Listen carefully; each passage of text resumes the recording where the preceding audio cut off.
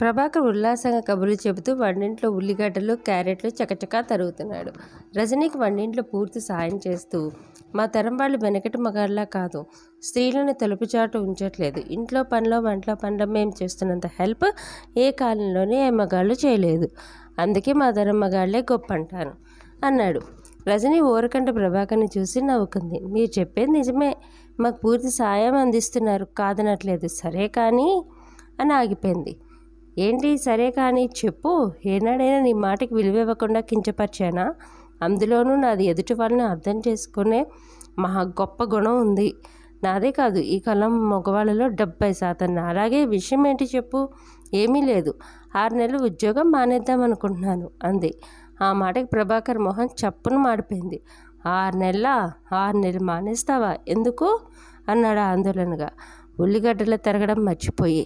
ఏమీ లేదు, డిగ్రీ కాగానే ఉద్యోగం, ఉద్యోగం కాగానే పెళ్ళి, పెళ్ళితో పిల్లలు, రోజు ఆఫీస్ రొటీన్, ఎడతెగని శ్రమ, ఎల్కేజీ చదువు నుంచి అలసట. ఎందుకు? నాలో సహజ సిద్ధమైన ఆడతనం 6 నెలలైన గృహిణిగా ఉండాలని కోరుకుంటోంది. నీకేమైనా పిచ్చా? అదేం ఆలోచన? 6 నెలలంటే నెలకి 6,000 చొప్పున 36,000 నష్టం తెలుసా? కొంచెం ఆవేశంగా అన్నాడు. రజనీ పేలవంగా నవ్వింది. అది కాదండి, మొన్న చిట్టుగాడు ఏమడిగాడో తెలుసా? మమ్మీ, రోజు స్కూల్లో లంచ్ టైంలో అందరు మమ్మీలు వచ్చి అన్నం తినిపిస్తారు, నువ్వు ఎప్పుడూ రావు, నువ్వు ఉద్యోగం మానేసి స్కూల్లో వచ్చి అన్నం తినిపించవు అని బ్రతిమలాడాడు. వాడు బొంద, వాడికేం తెలుసు, మనం కష్టపడేది వాళ్ళ కోసమేనని. పెద్ద ఎగ్గానే వాళ్ళకి తెలియదు. కోపం ఇంకొంచెం పెరిగింది. అది కాదండి, అంతకుముందు బంటి కూడా ఏమందో తెలుసా? మమ్మీ, 5 గంటలకి ఆటోలో మేము ఇంటికి వచ్చేసరికి నువ్వు డాడీ ఆఫీస్ నుంచి రారు. పింకీకి అయితే ఇంటికి వెళ్ళగానే వాళ్ళ అమ్మ ఎదురొచ్చి బోర్నబిటా ఇస్తుందిట. నువ్వు ఒక్క రోజున ఎదురుగా రావేంటి మమ్మీ అంది. దాని మొహం ఆటోకి ఎదురొచ్చి బోర్నబిటా అందివ్వగానే ఏమొస్తుందట? సంపాదించేది వాళ్ళ కోసమేనని తెలుసుకోరు. ఈ రోజుల్లో ఇద్దరు సంపాదిస్తే కానీ తెల్లారదు అని ఆ చిన్నపిల్లలకేం తెలుసు? అయినా ఇంత చిన్న కారణాలకి 6 నెలలు లీవ్ పెడతానంటావా? మూర్ఖత్వం. ప్రభాకర్ నిర్లక్ష్యానికి రజనీకి కోపం వచ్చింది. వాళ్ళ కోసమే కాదు, ఉద్యోగ బాధ్యతల్లో పడి మాకు సంబంధించిన కొన్ని అనుభూతులను కూడా కోల్పోతున్నాం. 2 గంటలు రథం ముగ్గు వేసుకోవాలని, తలారా స్నానం చేసి మనసు నిండా శివస్తోత్రం చదువుకోవాలని, పిల్లల్ని ఒడిలో పడుకోబెట్టుకుని ఎన్నెన్నో చందమామ కథలు చెప్పుకోవాలా, వాళ్ళ కళ్ళలో మెరుపులు చూడాలని, ఇంకా చాలా ఉన్నాయి ఉద్వేగంగా అంది రజని. ప్రభాకర్ రజని మాటలకు విస్తుపోయాడు. రజనిని ఒక పిచ్చిదానిలా చూశాడు. అలాంటి చిన్న పనుల కోసం 36,000 నష్టపోతావా? నీకేమైనా పిచ్చి పట్టిందా? కోపాంతర స్థాయికి చేరింది. ఆ అనుభూతులు కోల్పోతుంటే జీవితం నిస్సారమై ఏదో వెళ్తే ఏర్పడుతోంది. ముఖ్యంగా మా ఉద్యోగినిలో అంతరాల్లో పేర్కొంటున్న అసంతృప్తి ఇది. ఆ అనుభూతిని తిరిగి పొందడం కోసమే కనీసం 6 నెలలైన లీవ్ పెడదామనుకుంటున్నాను. నువ్వు లీవ్ పెడితే చంపేస్తాను. ప్రభాకర్ అరిచినంత పనిచేశాడు. రజనీ కళ్ళలో నీళ్ళొచ్చాయి. ఇప్పటి వరకు మా తరమే గొప్ప మగవాళ్ళని ప్రగల్భాలు పలికారు కదా, ఎక్కడా మీ గొప్ప అంది ఉక్రోషంగా. ఇంత పని చేసి పెడుతున్నాం, కనిపించట్లేదా? ఉల్లిగడ్డలు ప్లేటు ఎత్తిపడేస్తూ అన్నాడు. మీ సహకారంలో స్వార్థం ఉంది.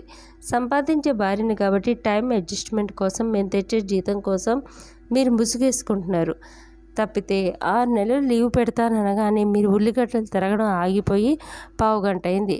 36,000 జీతం రాదని తెలిసాక మీ నిజ స్వరూపం ఏంటో తెలిసిపోయింది రజని ఆవేశంగా అంది. ఆ మాటకి రజని చెంప చెల్లుమంది. ఆ దెబ్బకి మమ్మీ డాడీ గొడవని భయంగా చూస్తున్న ఇద్దరు పిల్లల్లో చప్పున కన్నీళ్ళు వచ్చాయి. డాడీ కోపానికి భయమేసిన అమ్మ ఏడుస్తుంటే బేలగా చూస్తూ ఉండిపోయారు. ప్రభాకర్ రజని తిడుతూనే డ్రెస్ వేసుకుని స్కూటర్ మీద ఆఫీస్కి వెళ్ళిపోయాడు. ఇంతలో స్కూటర్ ఆటో రావడం పిల్లలిద్దరినీ పంపేసింది. పిల్లలిద్దరిలోనూ ఒకటే ఆలోచన, ఈరోజు స్కూల్ లేకుంటే బాగుండేది, అమ్మను ఓదార్చేవాళ్ళం అని వెనక్కి తిరిగి చూస్తూ వెళ్ళలేక ఆటోలో వెళ్ళిపోయారు. రజని మొహం కడుక్కుంది. గుండె బరువుగా మారింది. ఎవరికి ఏమీ చెప్పుకోలేని స్థితి. ఆఫీస్కి వెళ్ళాలనిపించట్లేదు. కానీ అనవసరంగా ఒక క్యాజువల్ లీవ్ వేస్ట్ చేస్తామని వచ్చాక ప్రభాకర్ కేకలు వేస్తాడన్న భయానికి భారంగా ఆఫీస్కి తయారైంది. ఇంటికి తాళం వేస్తూ హ్యాండ్ బ్యాగ్ చూసుకుంది. ఫోను, బస్సు ఛార్జీలకు గాను 15 రూపాయలకు మించి హ్యాండ్ బ్యాగ్లో వేసుకొనివ్వడు. రజనీకి ఉద్వేగంతో కూడి నవ్వొచ్చింది. నిజంగా ప్రభుత్వం మెటర్నిటీ లీవ్ మీద 4 నెలల జీతం ఇవ్వకపోతే అసలు గర్భం రాకుండా చూసేవాళ్ళేమో. థ్యాంక్ గాడ్ అనుకొని బస్టాండ్కి గబగబా బయలుదేరింది. నిండు గర్భిణీలా వచ్చిన బస్సులోకి పద్మవ్యూహంలా చొరబడ్డట్టుగా అతి కష్టం మీద చొరబడింది. ఆఫీస్ లేటుకి ఆఫీసర్కి ఏం కారణం చెప్పాలన్న ఆలోచనలో పడింది.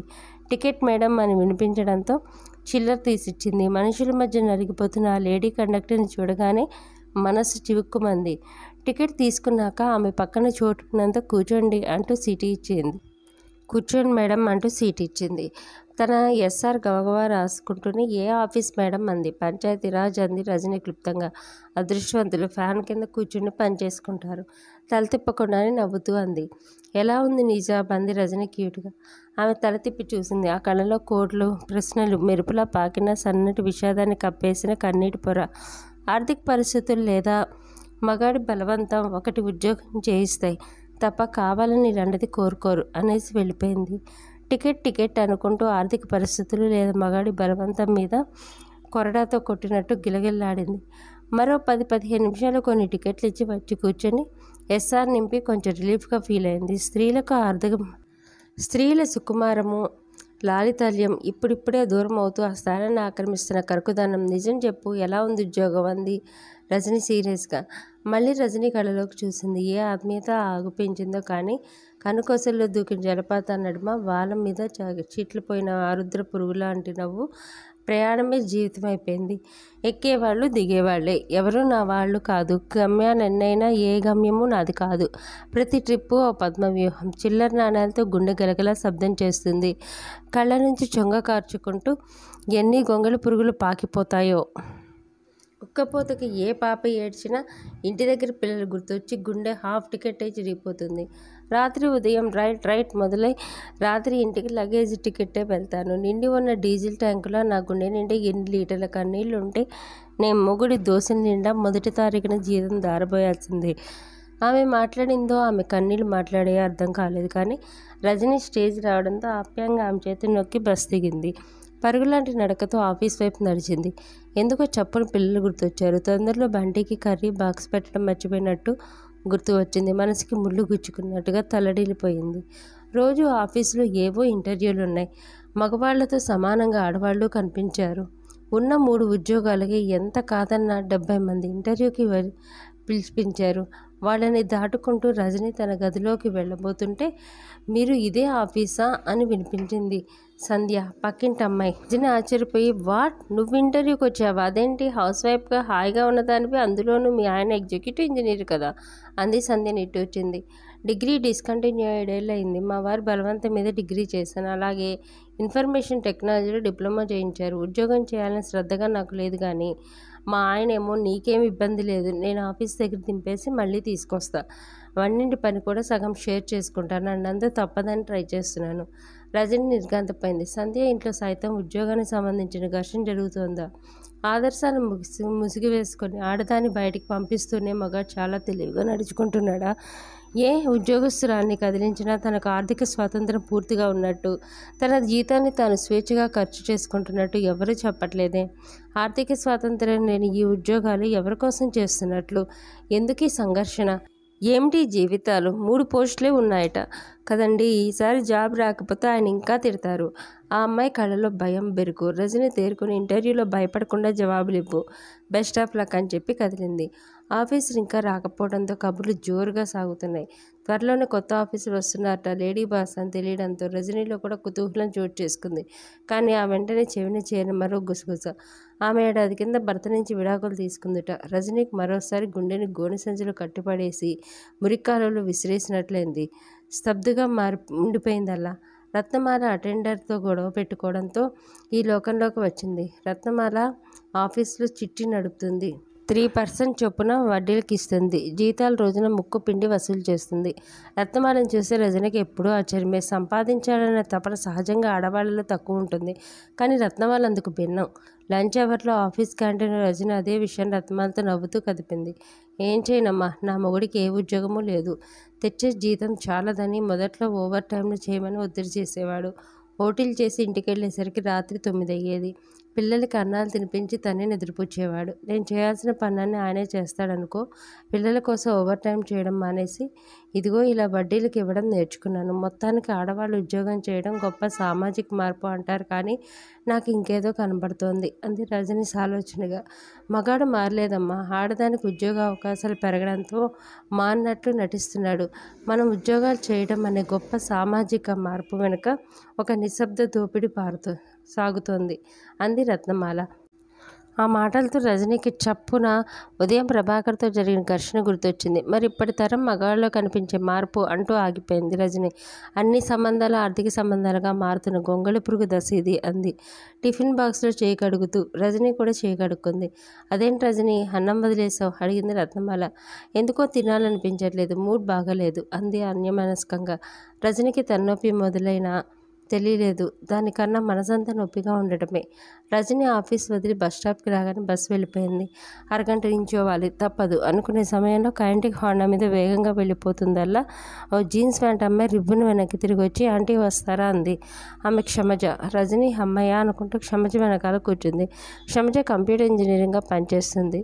ఈ మధ్య పెళ్ళైనా ఎన్నడూ చీరలో కనిపించలేదు. క్షమజ డ్రైవింగ్కి రజని భయపడుతూ, క్షమజ అంత ర్యాష్ డ్రైవింగ్ చేస్తావేంటి అంది. తప్పదా ఆంటీ, 3 వస్తానని రాకేష్కి ఫోన్ చేశాను, 6 దాటింది అంది నవ్వుతూ. 3 గంటలు వెయిట్ చేసినందుకు మీ వారు ఏమీ అనరా అడిగింది. నేను ఊరుకుంటానా, చీరేస్తా అంది క్షమజ. చలాకి దానివి అది కాదంటీ, స్త్రీ సంపాదన పరైనప్పటికీ అప్పటి నుండి మగాడి కరుకుదనం ఆడదానికి, ఆడదాని సున్నితత్వం మగాడికి చేప కింద నీరులా డైవర్ట్ అవుతోంది. అలా మహిళ ఆధిక్యత పెరిగి పెరిగి మగవాడు బాధితుడిగా మారటమే భవిష్యత్తులో కనిపించే ఒక విషాదకర పరిణామం అని గలగల నవ్వేసి వీధి మలుపులో దింపేసి పోయింది. క్షమజ ఆ మాటలు తేలిగ్గా అనేసి వెళ్ళిన రజని తేనె తుట్టలా చుట్టుముట్టాయి. రజని గారు ఏ లోకంలో ఉన్నారు అని రెట్టించి మాట వినిపించడంతో ఈ లోకంలో పడింది. ఎదురుగా మంజుల. మా బాబు బర్త్డే, లోపలికి రండి, కేక్ తిని వెళ్దురు కానీ అని పిలిచింది. మంజుల హౌస్ వైఫ్, ఎప్పుడు ఏ కష్టం ఎరగనట్టు ప్రశాంతంగా ఉంటుంది. రజని లోపలికి నడిచింది. 10 మంది పిల్లలు తప్ప పెద్దవాళ్ళు ఎవ్వరూ లేరు. వాళ్ళ బాబు కేక్ కట్ చేశాడు. రజనీకి మంజుల కాఫీ కల్పిస్తుంటే, మీ ఆయన జీతం ఎంత అంది రజని. 5,000 వరకు వస్తుందండి అంది మంజుల. వాట్, సరిపోతుందా? ఎందుకంటే నువ్వు జాబ్ చేయవుగా. ఎందుకు సరిపోదండి, తృప్తి పడే గుణం ఉండాలి. మేము ఇంకా 1000 రూపాయల చిట్టి కూడా కడతాం. రజనికి ఆశ్చర్యం వేసింది. మంజుల చెప్తూ, నాకు ఒక మంచి అలవాటు ఉంది. నేను ఉద్యోగం చేయడం ఆయనకు పెద్దగా ఇష్టం ఉండదు. పిల్లల్ని నేనే స్వయంగా స్కూల్కి దింపడం, తీసుకురావడం, మధ్యాహ్నం లంచ్ తీసుకెళ్లి తినిపించడం, ఆఫీస్ నుంచి రాగానే కాఫీ కలిపివ్వడం, ఇలాంటి పనులే మా వారికి ఇష్టం అంది నవ్వేస్తూ. ఆర్థికంగా అంటూ రజని ఏదో అనబోయింది. ఒకరికొకరం భరోసా అనే బంధాన్ని ఆర్థిక వ్యవస్థ విచ్ఛిన్నం చేస్తుంది. దాని తృప్తి అనేది దూరమవుతుంది. సంతృప్తిగా లేని జీవితాల్లో ఏం సాధిస్తానేం, ఎంత సంపాదిస్తానేం అనేది మా పాలసీ. కోర్స్ నా ఇంటి పని నేను చేసుకుంటూ నేను పని మనిషిని అని ఫీల్ అవ్వడం అనేది మానసికంగా కుటుంబ సభ్యులతో దూరంగా ఉంటున్నట్టే. సంసారం అన్నాక మానసిక బంధం ఉండాలి అంది మంజుల. మంజుల మాటల్లో నిలువెత్తు నిజం కనబడింది రజనీకి. అదే ఆలోచిస్తూ రజని ఇల్లు చేరింది. అప్పటికే ప్రభాకర్ పిల్లలిద్దరికీ స్నానాలు చేయించి నైట్ డ్రెస్సులు వేశాడు. రజని ముభావంగా వంట పనిలో మునిగిపోయింది. డైనింగ్ టేబుల్ మీద అన్నీ సర్దుతున్నప్పుడు స్వీట్స్ పట్టుకొచ్చింది. ఎదురింటి అమ్మాయి ప్రత్యూష. నేను MSc పాస్ అయ్యానంటీ అంటూ స్వీట్స్ తీసుకుంటూ ప్రభాకర్ అడిగాడు, ఏదైనా జాబ్లో జాయిన్ అవుతున్నావా అని. ఆ అమ్మాయిలో కలవరం, కోపం ఒకేసారి కనిపించాయి. లేదంకుల్, నేను హౌస్ వైఫ్లా సెటిల్ అవుదాం అనుకుంటున్నాను అంది దృఢంగా. అదేంటి, ఇంత చదివి ప్రభాకర్ ఆశ్చర్యపోయాడు. రజనీ కూడా. అవును అంకుల్, LKG నుంచి MCA వరకు నా చదువుకి మా నాన్న 3 లక్షలు ఖర్చు చేశాడు. ఇప్పుడు పెళ్ళికి 5 లక్షలు కట్నం అడుగుతున్నారు. ఇంకా నేను ఉద్యోగం చేసి నెలకి 10,000 సంపాదించి మొగుడనే వాడి చేతికి ఎందుకు పోయాలి? నా పట్ల అతను చూపించే శ్రద్ధలో ఎంతవరకు నిజాయితీ ఉందో ఎలా తెలియాలి? అందుకే హౌస్ వైఫ్గా సెటిల్ అవుతాను. నేను, నా భర్త, నా పిల్లలు, నా సంసారం అనే భావంతో హాయిగా ఉంటాను. అలాంటి వాడు దొరికినప్పుడు పెళ్లి చేసుకుంటాను. కానీ ఉద్యోగం చేసే ఆడదే కావాలనే మగాళ్ళని పెళ్లి చూపుల పేరుతోనైనా మా ఇంటి గొడవ తక్కువనివ్వను అనేసి విసవిస వెళ్ళిపోయింది. ప్రభాకర్ కంగు తిన్నాడు. ప్రత్యూష వెళ్ళిపోతుంటే రజని చప్పట్లు జరిచింది. కథ సమాప్తం. ఈ కథ మీకు నచ్చిందా? నచ్చితే ఒక్క లైక్ చేయండి, కామెంట్ చేయండి, మీ విలువైన అభిప్రాయాలు కామెంట్ చేయండి. సబ్స్క్రైబ్ చేసుకోవడం అస్సలు మర్చిపోకండి. ఉంటానండి.